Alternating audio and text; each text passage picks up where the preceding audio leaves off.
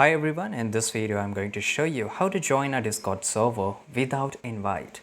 So I will show you each and every step that how you can do it. So first of all, we have to go into the Discord. You can follow the steps over your PC or laptop or wherever you want.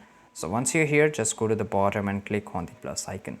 Once you click on the plus icon, here you will see have an invite already, join a server. So just click on this, and here basically you have to paste the link if you have got the link of any server from friend or wherever you can just find.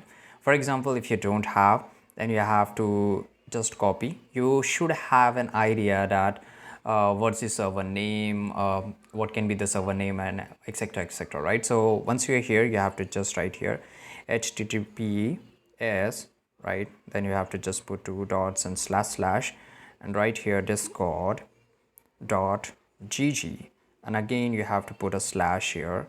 So for example, the server which I want to add, it is cheese, and once I click on cheese, I will click on join with invite link, and here you can see that I didn't had a account or invite link of this server, but still I'm able to join because somehow I just got a found out a server name, right? So here if I just click on accept invite, I will able to join the server.